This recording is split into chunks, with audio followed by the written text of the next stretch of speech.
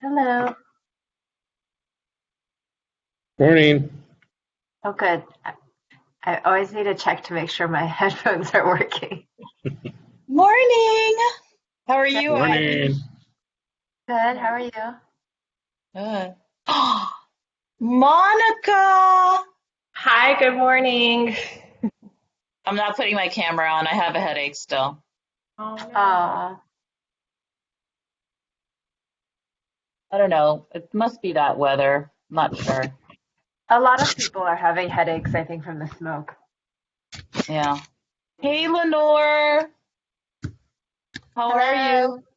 doing well.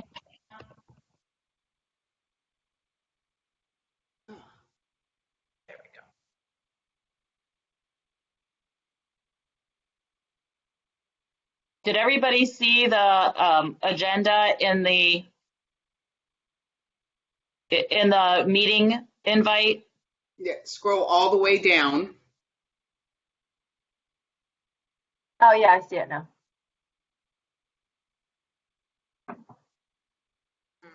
Let's see. We're waiting for Concepcion and Eric. Is Liz coming today, Luis? He's I'm on. on. Oh, I'm you're on. on. Okay, got Yeah. confused which Liz it is. Oh, I'm sorry. I'll change my name. No, it's perfect. Perfect. Concepcion's there. Let's see, where's Eric? He might be outside.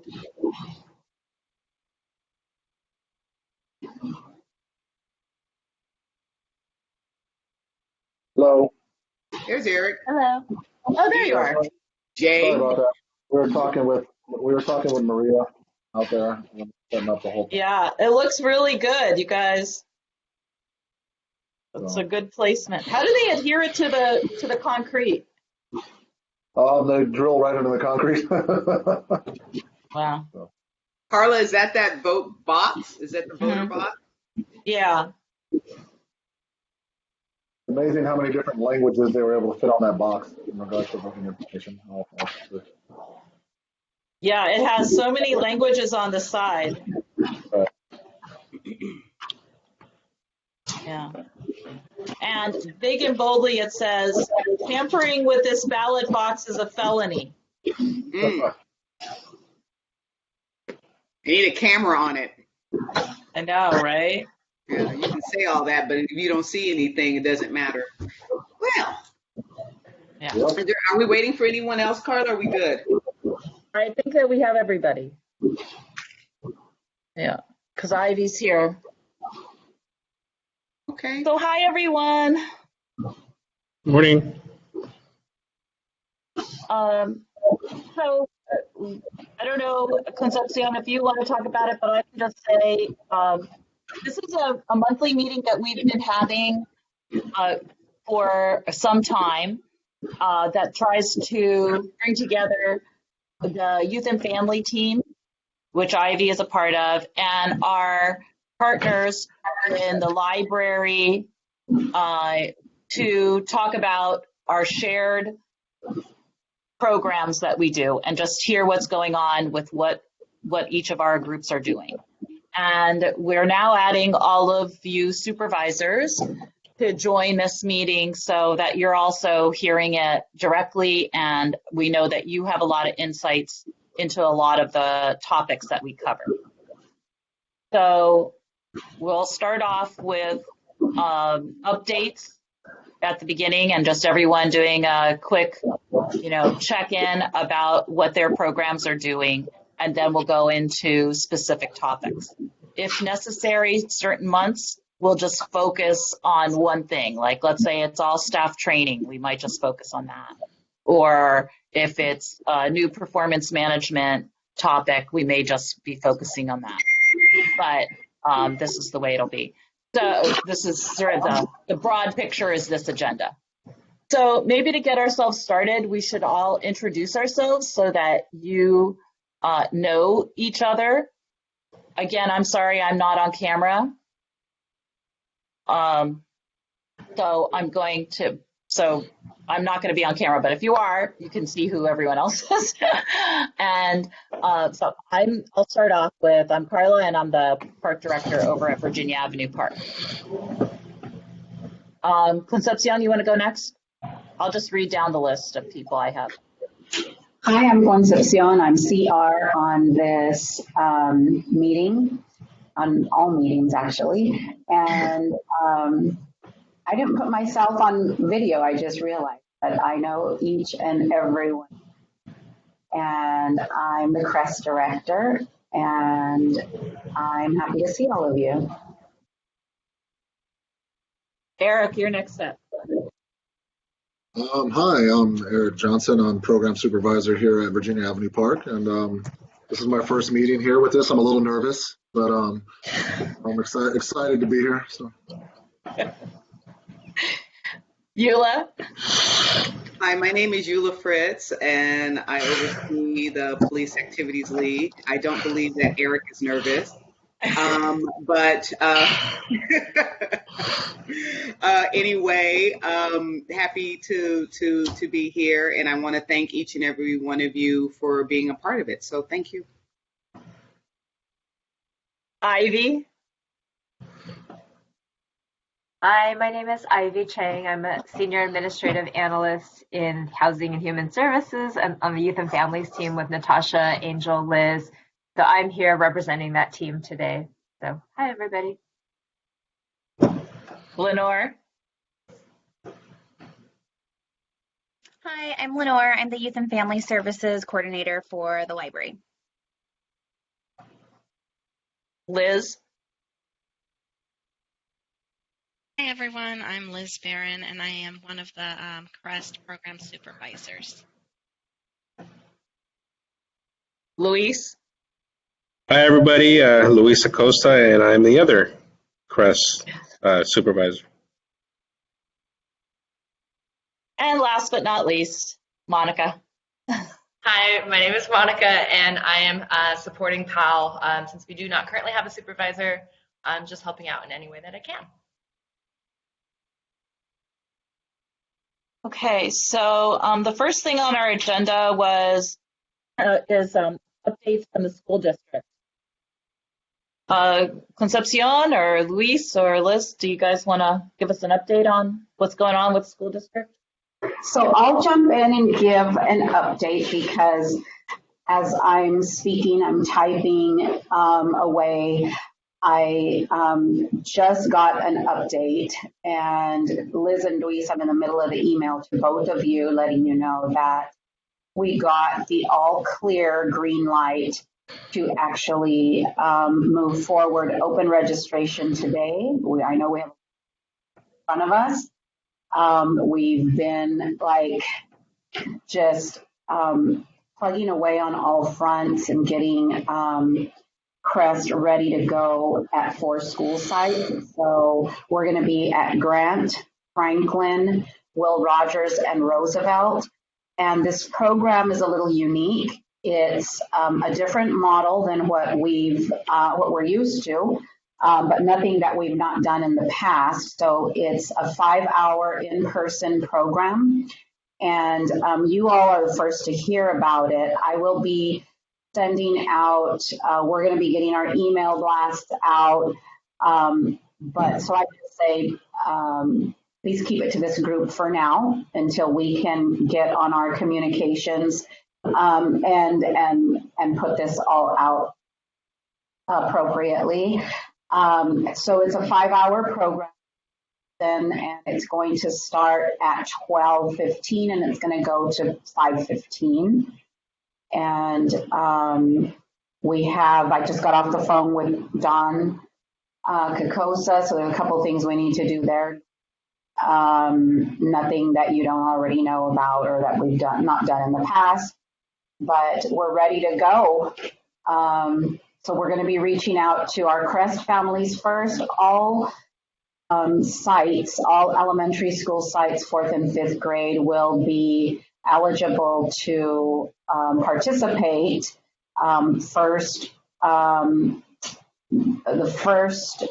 spots will be or the first list of kids. It is first come, first serve, but we will be reaching to Crest families first, and then we'll go widely if that doesn't,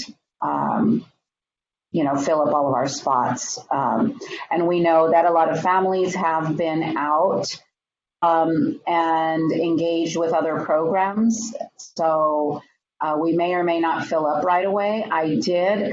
The feedback the principals provided on Friday was that they feel that there's going to be a lot of families who will want to sign up for the program. They've been hearing from a lot of families still that they've not been connected to a program. This program is going to cost $550 a month. So it's a really good deal. And we also have financial assistance. So families can apply their financial assistance awards and pay as much as $55 a month with their financial assistance. So some other full day programs around town are charging about that much per week for 9 hours of service, or 6 hours of service, and we're going with 5. So that's the district update on Crest. Then the district is also commit to open the tech hubs for their district staff, teachers, and non-certified staff. And that will open, they're just waiting for their waiver, a couple of weeks. In October, CDS is looking to open a full day, 7 a.m. to 6 p.m. program. And it will, what I've been told is that it would be open for TK through 5, through 5th grade. So that is supposed to open in October. The principals are, they've allowed, and their feedback is that we should only be looking at piloting this through the end of the calendar year. The word at the district is that they think that school will open at the beginning of the calendar year. I don't know why they're saying that right now when we haven't even hit flu season yet. So I don't know, unless they have some intel with Dr. Fauci that we don't have. I don't know about that, but I know that this program is going to run, and all programs that are, either full day in person or any in-person programs that are going to get started in the next month won't go further than December. And we agreed that we'd come back to the table in November, see what things are looking like, and then proceed with a plan for January. Now, I don't think I could afford to run this type of a program for the remainder of the school year, but we'll see how that goes.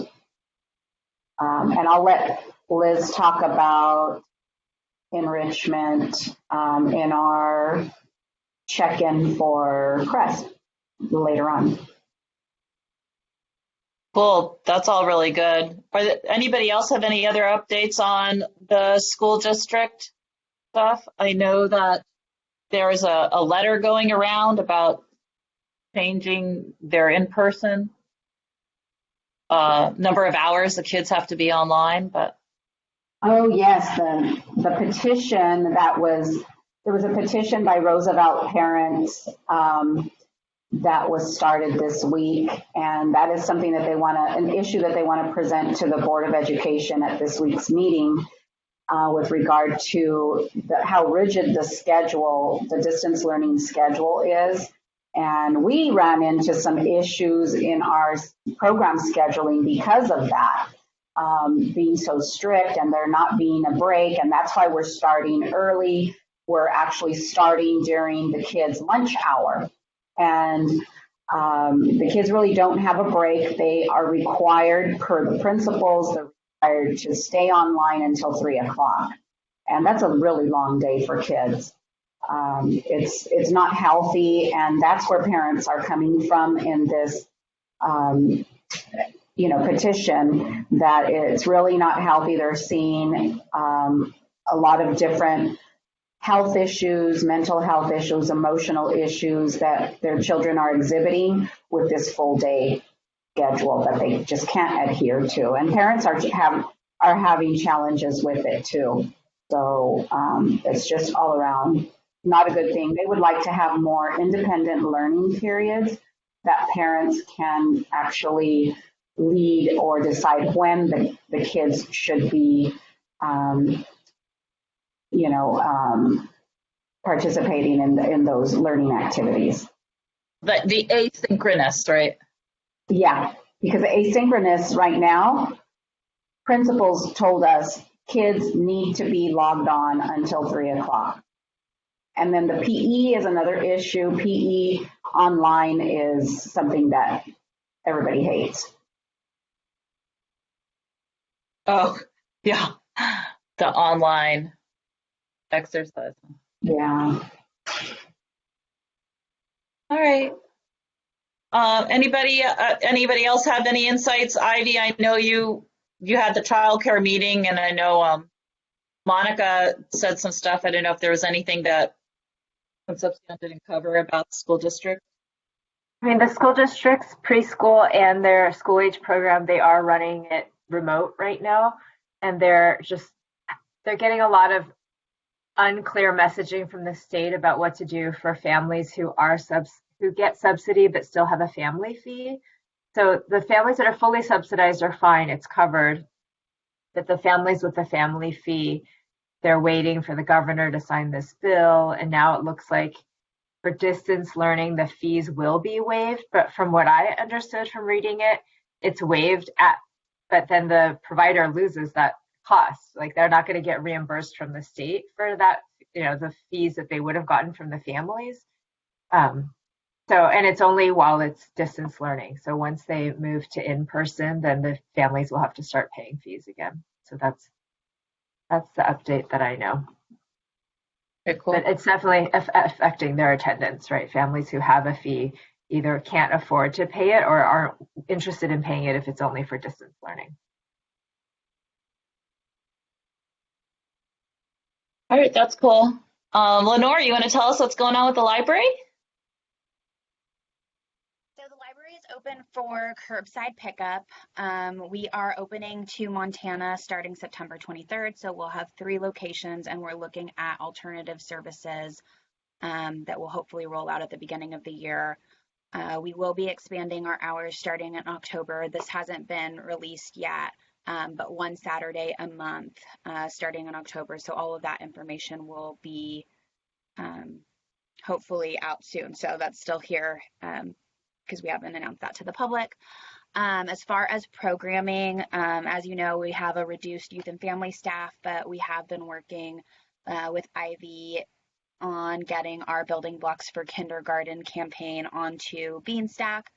We finished up our summer reading program, which was really successful, and working with both PAL and Crest and VAP to do pop-up programming. I think that was a really great pilot for what those activity kits look like and engagement virtually. We have received I just actually received this morning a notification from the state library about the possibility of funding to provide pop-up programming. So if there are free lunches that are being provided at VAP and PAL, that is something that we might be able to continue in the fall. So if you do have free lunch, let me know and I can respond that. I do need to get a response back to the state library by the 17th, I think is the deadline for that. We are working on doing 1 virtual program a month. So this month we're doing Hispanic Heritage Month. We have our author from Arts and Literacy that will be presenting her book, and all of that will be recorded. So in a response to families not necessarily being able to attend a program at a specific time, all of our content is available recorded. And I think that's about it. I feel like we have a lot going on, but that's briefly what we've got going on so far. Hi, Lenore, it's Satara. Oh.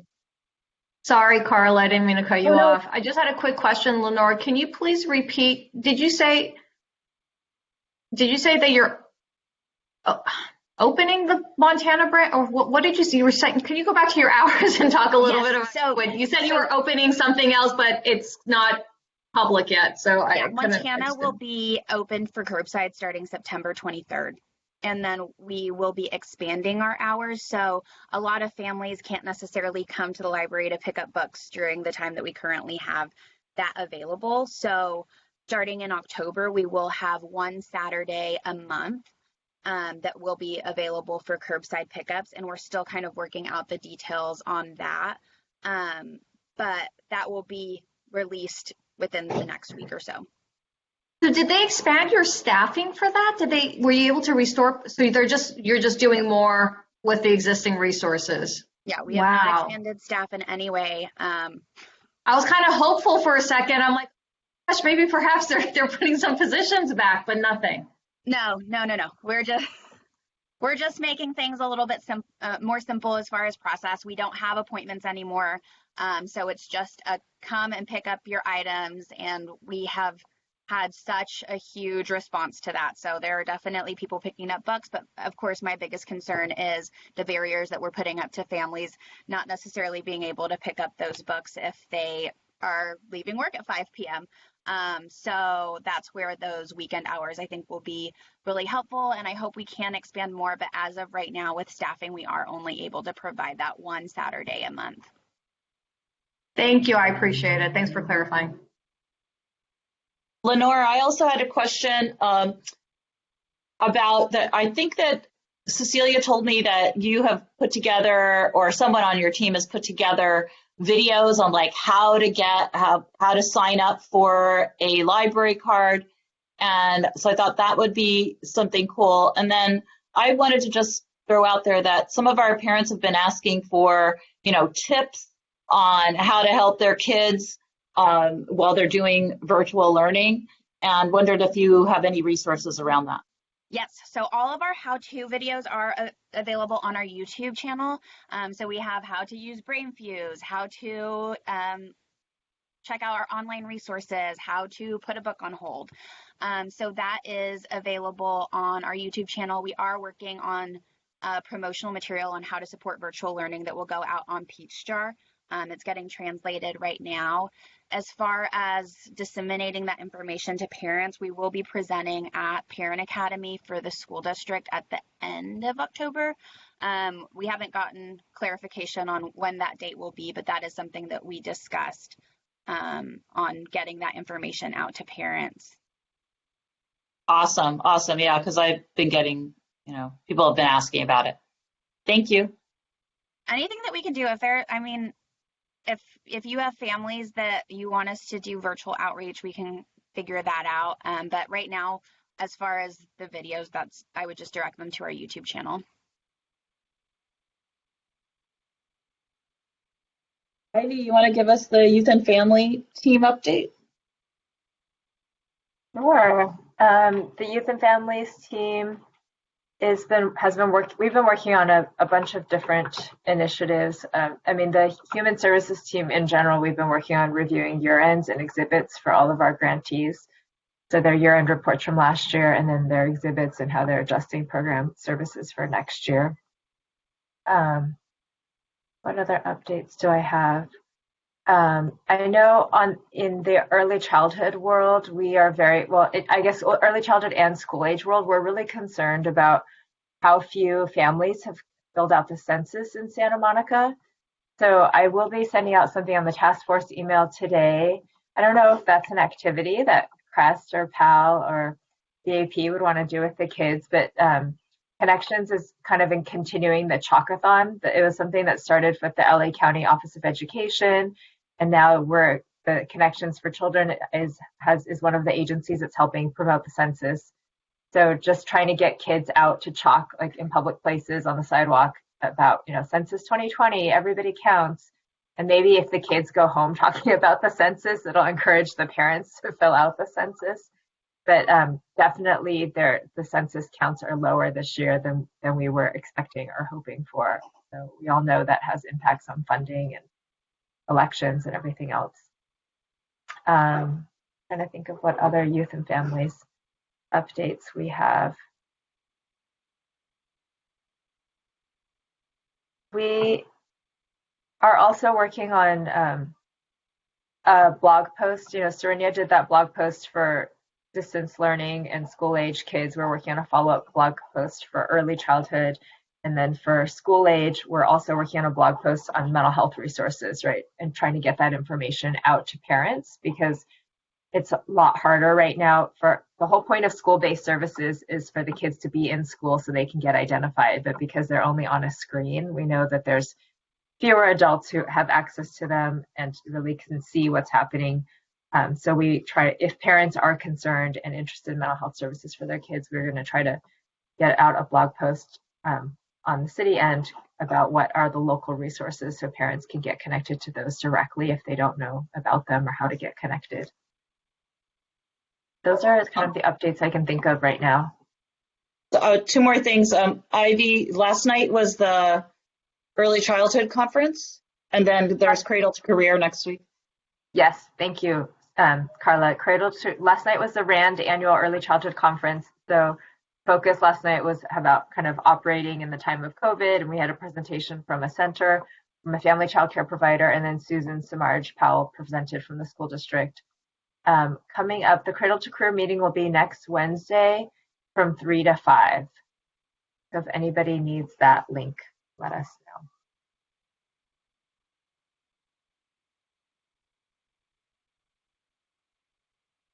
Cool. All right, thank you. And then I guess we'll get into direct service updates. Liz, do you want, I guess? Yeah, our CREST virtual enrichment classes started this week. We are running for 10 weeks in the fall. We have 6 classes with 57 participants total. We're running chess, karate, musical theater, Magic Academy, Spy Kids Secret Agents, and wildlife biology. The fees for those classes range from $150 to $213 for the 10-week session. So we got a lot of feedback from parents once registration started, and although there had been a lot of parents interested, once they knew the school schedule, that asynchronous learning would be going till 3, a lot of parents opted not to enroll in the virtual classes. But we were happy that 6 of our classes had enough enrollment or met the minimum enrollment to go. And we're still seeing some emails coming in from parents that, although our enrollment period closed, they would still like to enroll if the classes have spots. So we are taking those up until this Friday. One of the other things that we've been having to do, like everybody else, is just thinking outside the box, thinking differently. And when we were initially setting up classes, we were looking at a schedule that was one schedule per school site, and we really needed to take a look at that and shift, being that it's a virtual program, offer one set of classes, and then that worked. We were able to actually combine and then fill those 6 classes. So that was really great. Another idea that we have is to prepare mid-fall enrichment class session so that families who now are getting used to their schedule and have identified time, and maybe the word is out from the parents who have children participating in the current program, would then sign up for another session this fall, or a separate session this fall. So that's the next step for CREST enrichment leading into fall. Cool. All right. Pal? Yes, so we have been going really strong with our in-person pod sessions here at PAL. I have a group of that basically 11 or 12 kids that come every single day. They're definitely rambunctious and excited to be here. We do study hall hours, so they get to have a chance to do their homework in here or any classwork that they missed, and then also reading. And then we kind of just do academic games. We have not been going outside in the last few days because of the air quality. So I know the kids have gotten a little bit stir crazy just because, you know, there's not much movement between the groups now because we're not outside. We have our second pod is growing. They're continuously getting more kids, which is good. And the teenage pod is full, and the kids are really happy to be here. The kids love Officer Jamie. They've been working out with her every single day. She's going to have them like buff and ready for, you know, for when school comes back. But they just really love working out with her and really getting to know her. So she's doing a phenomenal job. We started the running program last week. So we are training to run the LA Marathon. We have 12 kids signed up right now, ages 12 and up. So that's really great. They're really excited. A lot of our runs are going to be virtual with SRLA, the group that we run with, which means we'll probably be, you know, around the city running more so. When we, you know, in previous seasons, we would go out and run at the Rose Bowl, you know, once a month, or we would do like Pomona Fairplex, but so now that's not happening this year. So we will have to be, you know, figuring out our courses for helping them train for the marathon in March. As of right now, it's, you know, still going on. We may have to do a virtual marathon, but we'll get to that point, you know, later on in the year.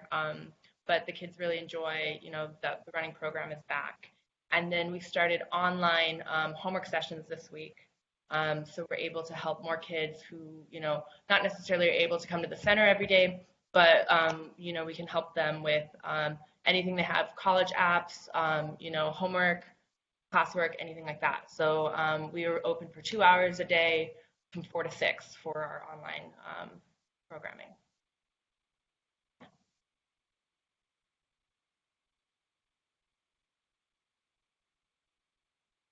Derek, you want to do the VAP update? Sure. So far, we've been going strong. We started on the 31st of August. This is now, I believe, our third week of programming. We are roughly at about 40 kids enrolled right now. We have a lot of interest with some other kids going around. Arthur's reached out to some of those families, just from people walking to the park, asking for different programming. So we anticipate we have a lot more people interested. So we're excited about that. That's been great. Our activities have been great. Homework. We've created some different assignments and everything for them to do during our homework, our assistance hour, academic assistance, because what we've noticed is a lot of the elementary kids don't have homework. So a lot of it is in-class assignments. So we've been obviously enhancing our reading program, doing word searches, different things, and different kind of problem-solving type activities during those hours that we're doing it, which is great. We have a Pepperdine intern that comes every Tuesday to work with some of the kids on some academic assistance. We also have an SMC tutor that comes every Tuesday as well. And I just got an email from Amy from SMC. We'll have a new tutor coming in to be able to help out starting next week for some more academic assistance as well. And we also have Nick Steers, who's one of our longtime volunteers, who'll be assisting with some other stuff this week, as well as we're starting to see parents figuring out their schedules with all that as well. Our in-house enrichment is going to be starting probably at the end of the month, I want to say in 2 weeks, with our fitness program, which with Coach Lewis Jones. And also we're working at starting our artist in residence program with Marty and possibly Santa Monica Youth Orchestra within the next couple of weeks as well. Obviously, with the ever-changing guidelines, we're hoping we can get some more in-person stuff going within that, because a lot of that stuff requires some in-person stuff, especially with the youth orchestra. It's a little harder to do with all the instruments and everything else. So we're excited about all that and all of our things going on. It's full speed ahead. So I think we're in a good spot right now when all of our activities go full swing. With the in-house enrichment and all of our tutoring assistants have definitely been extremely helpful. And obviously, we're looking at starting our high school pod or some older youth pod that we'll be using the loud space for once we do some targeted outreach towards that. So.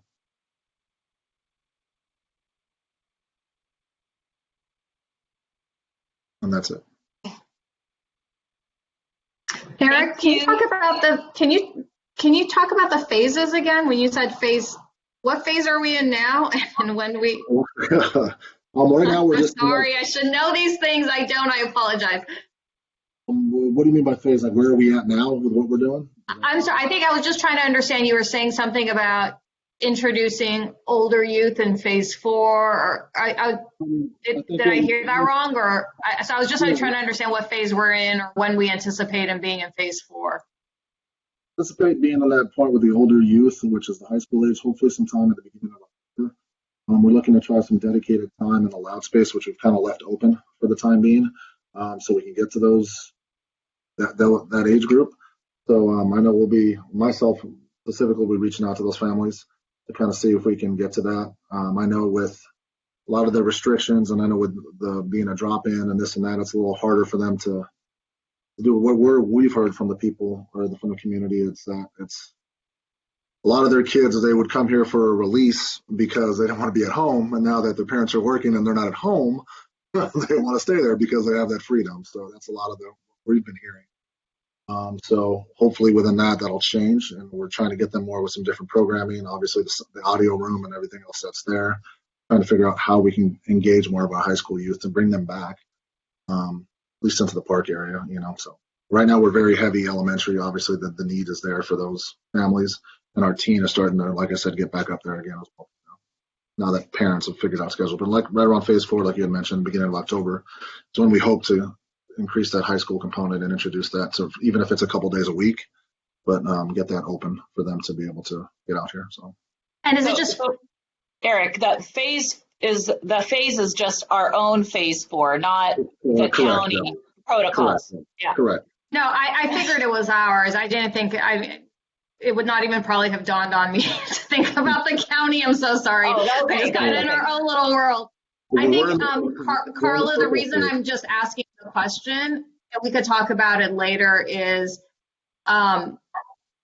just some of the decisions we made on staffing and how we structured our time and the rationale we used around some of the programming needs.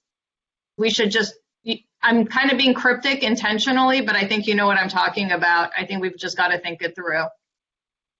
Okay. Yeah. I thought Eric did a great job of reorganizing where our pods were. So yeah. Then we have the loud space as an available space for a teen program that maybe would only meet once or twice a week. Is that true? Yeah. Yeah. Yeah. But I just think, we can talk about it later. Thanks. It sounds fantastic. It really does. What I'm highlighting, Eric, has nothing to do with what you're offering. I think it's fantastic. It just made me think of something else as we kind of transition into this budget year. But thank you. Are you full at both Virginia Park and Powell, or did you say you have a wait list? We have a wait list. How many? You have 30 kids right now? We have more. We have 40 right now, and probably another 10 to 12 that are looking for spots. We're actually reaching out to some families that are that haven't been coming as regularly. There's like a handful of them. So if they don't need it, then we want to get those spots filled by the kids that are on the waiting list, because we have one of our kids coming at least 3 to 4 days a week, and if there's someone only coming once or they haven't shown up, I think we have like 3 kids that haven't shown up. So we want to target those and be like, look, if you're not, we can't have you just take a spot because we have other families that need it. So that's what we're kind of reaching out this week. We've given them a couple weeks to kind of figure out their schedules. Obviously, it's a huge transition for a lot of them. But right now, it's like, hey, we have some kids that are calling every day to be our parents. Like, hey, we want them in. So, and I'm sure Powell's in the same boat as well. So that's why, the kids that are there every day is great. But the kids that aren't, hey, we need to get you in or out, because we have some people that need the services. Yeah. I agree completely, because that's something that we do. We do monitor those who are currently on our list. And if they haven't shown up within a week, I kind of give them a little few extra days and I give a call warning. And then if they are not able to commit, then we have to go on the wait list because it isn't fair for them to hold a spot for that. So that's something that we really monitor those lists quite regularly. But Concepcion, to your point, if once you've released and promoted the CREST program, we can certainly share that information with people on our waiting list. And in years past, we have also really pushed our families to re-enroll in financial assistance. So I think that's going to be, I know we're working on financial assistance enrollment, and I think both VAP and PAL should encourage our families to do that, because then they can take advantage of not only CREST programs, but community recreation programs. Yes. And I would like, sorry, go ahead, Concepcion. I didn't mean to cut you off. No, what I was going to say is that's where I was going with kind of the to know if there's a waiting list and those families, we can assist with some outreach to get to those families if we still have spots available at that time, right? As soon after we run our registration to our families, and then if we run into any situations where there are families who can't pay, or we can refer if needed to PAL or to that. And I would also say, if on the off chance CREST enrollment falls shy of what you need and you have staff that can work some hours, and if there's a way to feed those into VAP and PAL to supplement or augment those programs, since they do have wait lists, I think we need to consider that as well. On the off chance that CREST doesn't fill up for some reason, I think we've got to look at our staffing holistically this year to see what we can do to try to alleviate some of the need in the community. Definitely. So then at VAP, how many pods can you physically accommodate, Eric? Right now you have 4. Now we have 3. Oh, 3. We can accommodate probably 5 with using if we use the fitness room and also the loud space more consistently if we need to. Let's say 5, and we can do a couple mini pods if we use the patio room if we have to. But I would say 2 more, 1 to 2 more possibly. Okay. Yeah, that's the maximum, Eric. Remember, we talked about that. Correct, yes. That was only at the most 2 more, but most comfortably just 1 more. Correct. For a total of 4. But that's the amount of space we have, Concepcion, because some of our spaces can only hold, they were maxed out at 6 kids in a space, right? So then that still requires double staff. So that's the thing. Right, and that's how, and we're even further limited here because, we don't have the room or the space that Virginia Avenue Park does. We probably could utilize there's a couple of rooms right behind us at Memorial Park. But that said, we even utilize the outdoor space to kind of really give the building some great ventilation, as well as, us rotating that. As it's starting to get dark soon, we won't really have the outdoor space to really utilize, so we're really limited on that as, fall is, quickly as the time changes, right? So, even for us, I think the most that we could accommodate extra would be maybe 1 extra pod, possibly even if we're able to accommodate 2, they would not be at the capacity of 12. 1 could be another 12 and 1 could be possibly like a 6 or a 5 that we can kind of rotate, but we're very challenged on space here.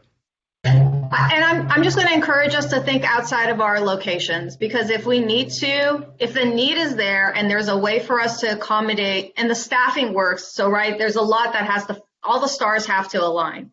The need has to be there. We have to have the right staffing structure, and then we have to have a location. It does not mean that it has to perhaps happen at PAL or Virginia Avenue Park, if there's a way to extend those programs to other sites in our city, again, if all things work and parents are able to drop off and you can have access to the supplies you need, I think if we have the staffing and there's a way to accommodate it and the need is there, we're just going to have to be flexible and creative. Not that I don't know. I don't know what space is even available to us. It might be a heavy lift, but I think we've just got to think of those things. If we really are genuinely trying to meet the need in the community. Easier said than done. Believe me when I say I don't do what you all do every day. It's hard work, but I think we may be asked to look at that. So I think we've just got to think outside the box a little bit.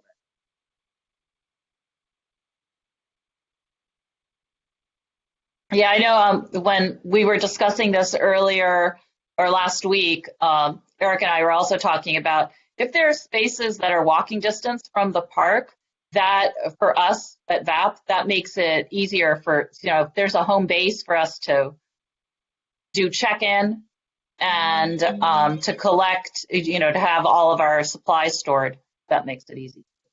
Anyway, just putting that out there.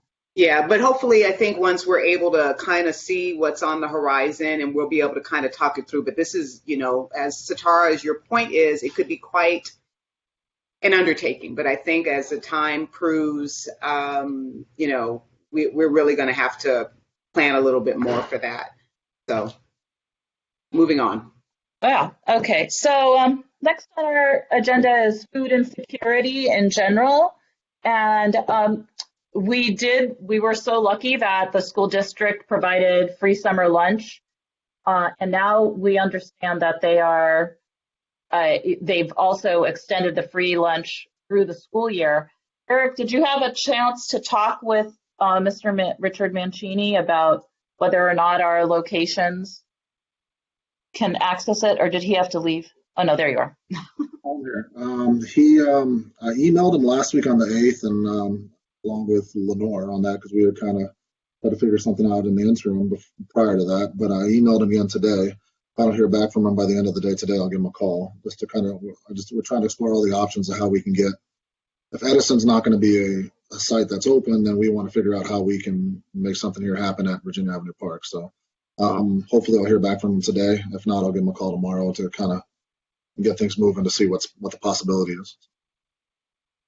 Great, thank you. I just think that our families would really appreciate having a lunch program. All right, then we'll move on to our program specific topics. And the first one is homework assistance. So how are things going in general over homework assistance? I understand from some of you that there's not homework right now. Is that what you were saying, Eric? Well, for elementary age, there really isn't. It's mostly in assignments from normal, but we're still trying to give them some activities where they're, like I said, from word searches to anything else to try to help out during that hour. They're still reading 30 minutes a day with us. Some of the middle school kids, the older youth, our tutoring that's here, our academic assistance is targeted more towards them for the time being, because they have obviously homework on a daily basis. So that's majority in the community here. They said they're not getting homework, at least for the elementary for the time being, that we've heard for most of the families. And they've logged into their Zoom. We kind of go through their assignments, because all of them bring their laptops here. So we kind of go through and see if they have questions, and we kind of review what's going on and what they've done for the day. Excuse me. So that way it kind of helps them out that way. But currently not as much that we've seen over the last few weeks. I mean, I don't know how PAL's getting it, but I know for the elementary age, I know it hasn't been much. I mean, just some extra work that the parents have asked us to help them out with, to help the achievement gap. So. Eric, do y'all need books by any chance?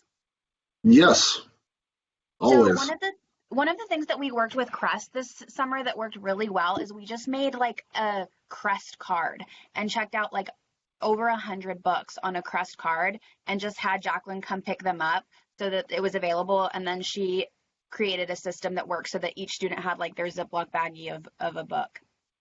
Yeah, definitely. We're definitely interested in that. So Reach out to me and I can make you like a VAP card, and we can just check out like a ton of books and you can have it available for them to read. And that's the same for like any of like PAL if y'all need books. I think for PAL, like we might even be able to use some of our donation books to have as something that you always have. And that's, don't quote me on that, but we do have a lot of donation books that come in that we wouldn't necessarily sell or use to put into the collection. They're not maybe as good quality, but it's still something that we might be able to facilitate. Yeah, Lenore, Cecilia mentioned that to me when I was chatting with her, that you had a lot more donations right now than you've had before. And they're, you know, they're not bad books. It's just that, you know, there's too many for you guys to. I would have to look at them and see, is it actually stuff that kids want to read? I have not looked at them. They're like downstairs, but baseline, we can get you cards for VAP and PAL and I can pick out books that I know that they're going to want to read. Donation books are a little tricky because sometimes they're maybe not as cool. So I was going to say for PAL, with my group, I have first grade through sixth grade. So they do come in here at around like 2:30. They, for the most part, they've actually been bringing like their math book, or they like some worksheets that they didn't do in class. Like they know that that's like, we have academic time from 2:30 to 4. So they bring something to do with them, which has actually been working out. And especially with my first graders, like they're having trouble reading, you know, they're at a level where they don't have a teacher with them helping them learn how to read. So we've definitely been focusing on doing our first graders with, you know, reading comprehension and the math. And then, you know, as the ages go on, they have a little bit more work to do, which is good. And then our sixth graders usually need a little bit extra time, you know, because they have more work than our first graders, like Eric was saying. So it's been working out really well. And I have, you know, we've written down like who their teachers are, and we check their classwork and make sure anything is missing. We, you know, they turn it in and they get that work done because they have ample time to do it here, you know, here at PAL. Same with the other pods. You know, the high school pod basically has, you know, from 4 to 6:30, they have a chance to get their homework done. If they need any help, you know, we have Monique available. She's one of our PAL alumni, and then I kind of help out when need be. But so homework assistance is going really well. I think they're kind of getting more and more work as we're going. So good.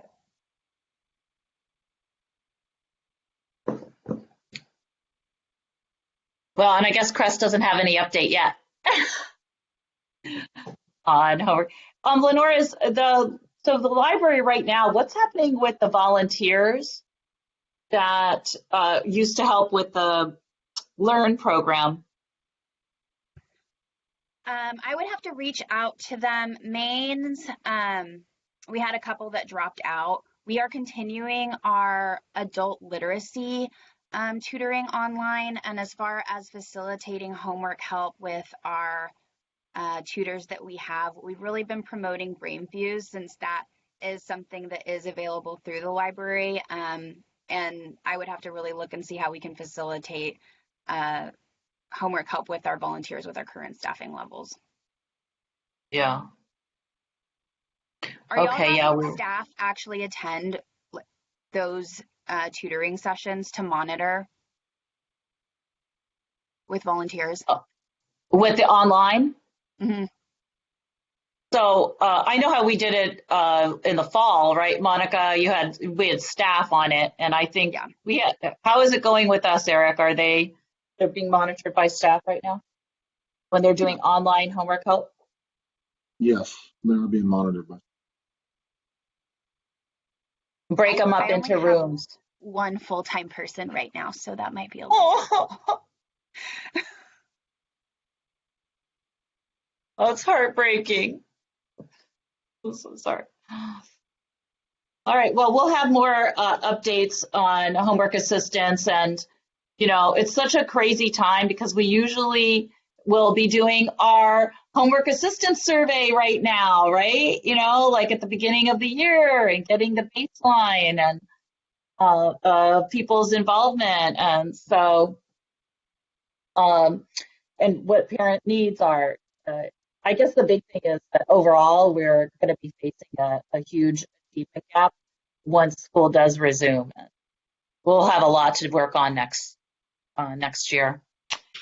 So Carla, are we going to be putting that on hold or making that maybe look, updating it to kind of where we're at, being that there is no homework for elementary school, but if there is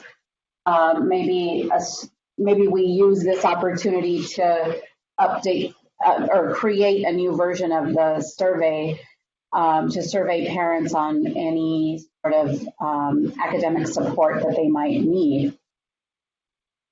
That's a really good point. We could do something like that, update the homework assistance survey to see what services what support parents need in this time.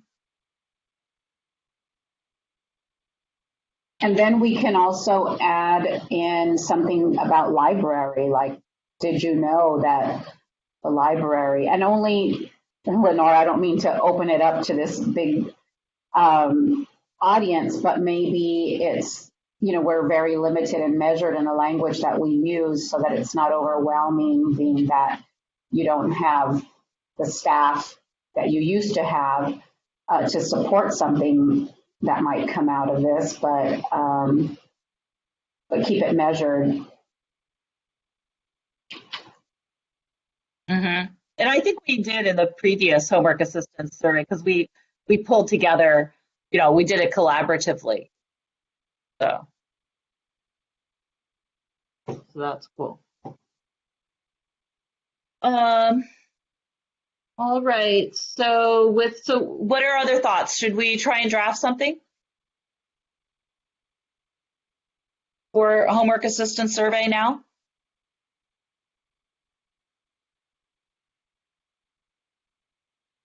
People are on the fence. Okay, we'll talk about it next month. Let's talk about it next month. I think it's a good idea. I was just getting ready to make that recommendation if we could put a pin in that and maybe talk through that a little bit next month would be good. Yeah? Yeah, I think that's good. Yeah, I think our poor families are so surveyed out, man. They're so surveyed out. Between the school district. Out, zoomed out. There are a lot of out right now. Yep. Truly. Okay, we just have 2 more minutes. Are there any other topics that we want to cover? Because I think the rest of our agenda items are more of like, you know, general, like college prep, staff training, performance metrics. They don't all apply every month. So, and we sort of got an update on that. Do you feel that this is, you know, worthwhile? Do you want to make changes to the agenda?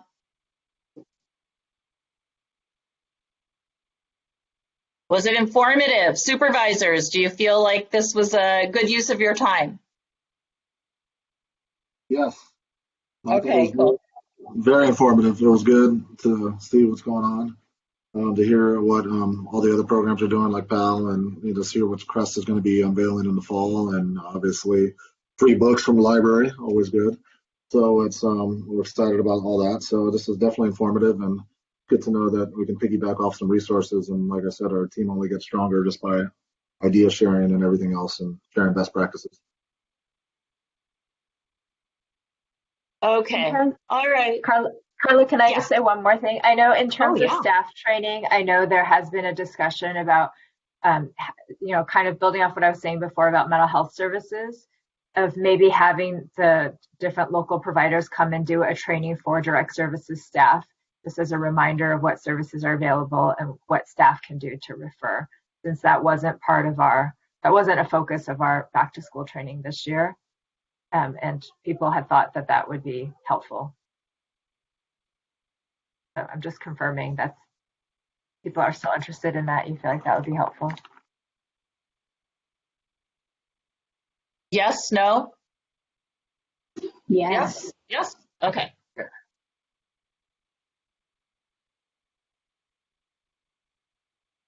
Alrighty. Oh, I know what we didn't put on here was the AI. So next month, I will add that to the agenda, okay? The AI on child protection and what pieces we need to do. Right, Ivy? Don't we need to get started on that stuff? Probably. Did we get Yeah. all the forms signed back that we needed from the training? Yeah. Good. Another good thing. See? Okay, the staff training forms, and I got to get an update from Lupe of what everything is. So send that around. Did you all, Liz, did you guys get all from your staff? Yes, we collected all for Crest staff. Okay, great. All right. So I will add the AI and see if there's any other next steps that we need to do, and we'll talk about that in October. All right. Everyone have a wonderful day. Thank you. You Everybody. too. Thank I'm you. sorry Have it a good wasn't on one. camera. Bye. Thank you all. I'm sorry it wasn't on camera, but I love seeing everybody else's smiling face. Next time, Carla. Next Yeah, time. I'll do my hair. I have a horrible headache. I don't know if you saw, I put my camera on for 1 second and I went, ah! I turned off.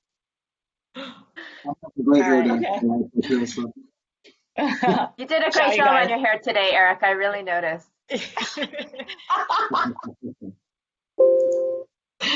All right. Bye, everybody. Bye, everyone. Bye.